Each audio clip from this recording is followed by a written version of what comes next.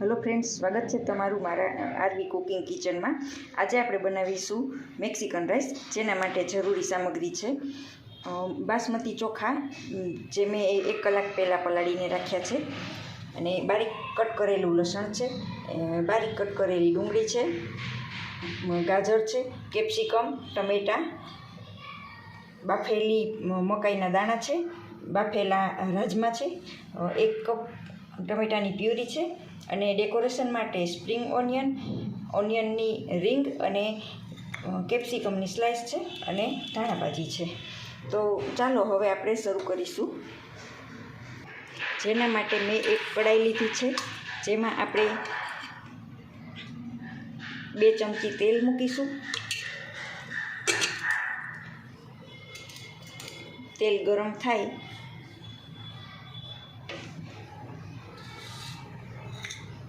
પછી તેમાં આપણે બારીક કટ કરેલું લસણ નાખીશું।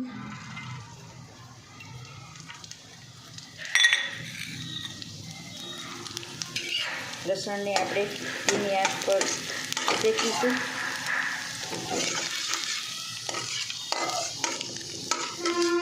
લસણ સેજ ગોલ્ડન બ્રાઉન થાય પછી તેમાં આપણે બારીક કટ કરેલી ડુંગળી નાખીશું।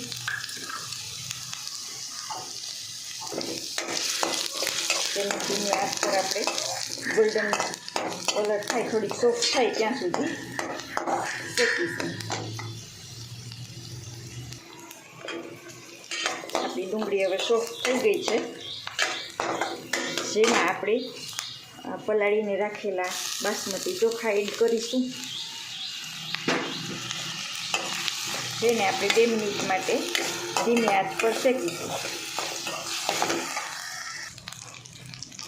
આપણે ચોખાને 2 મિનિટ માટે સાંતળી લીધા છે, જેથી એમાં થોડુંક ક્રન્ચીસ આવી જાય। હવે તેમાં આપણે ટમેટાની પ્યુરી નાખીશું।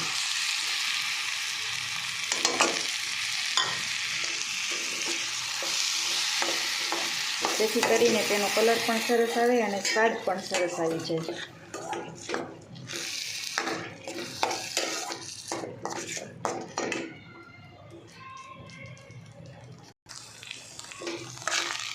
બે 3 મિનિટ થઈ ગઈ છે।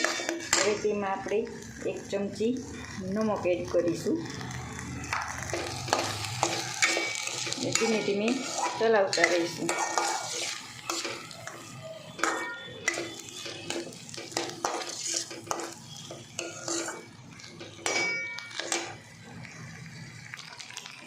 આપણે 1 કપ ટમેટાની પ્યુરી એડ કરી હતી, એટલે હવે તેમાં આપણે 1.5 વાટકી પાણી એડ કરીશું।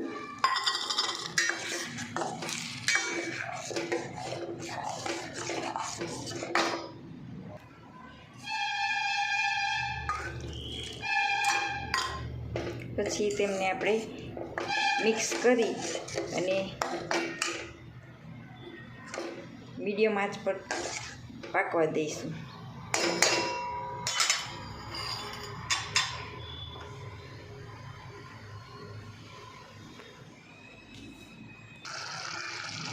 હવે આપણે તેમાં એડ કરીશું કટ કરેલું ગાજર અને કેપ્સિકમ।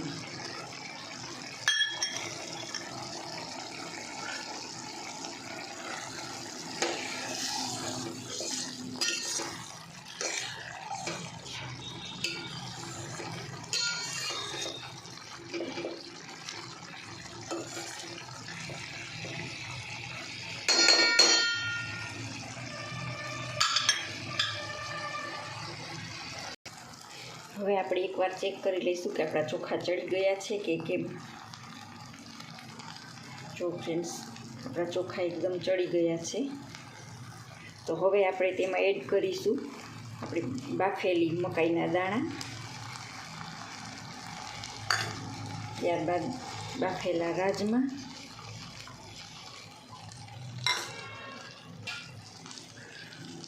હવે આપણે તેને મિક્સ કરી લઈશું।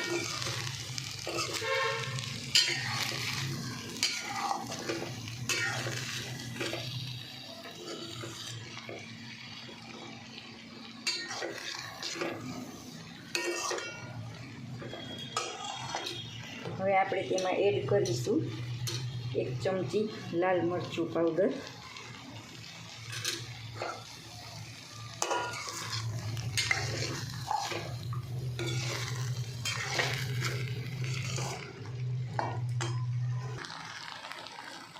હવે આપણે એડ કરીશું બારીક કટ કરેલા ટમેટાં. તો તૈયાર છે આપણા મેક્સિકન રાઈસ. હવે આપણે ગેસની ફ્લેમ બંધ કરી દઈશું અને તેમને આપણે એક સર્વિંગ બાઉલમાં લઈ લઈશું. ત્યારબાદ તેની ઉપર આપણે ટમેટાથી ગાર્નિશ કરીશું,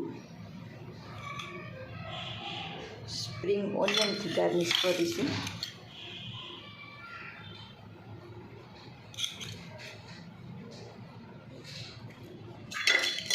ઉપર બારીક કટ કરેલી ધાણા નાખીશું.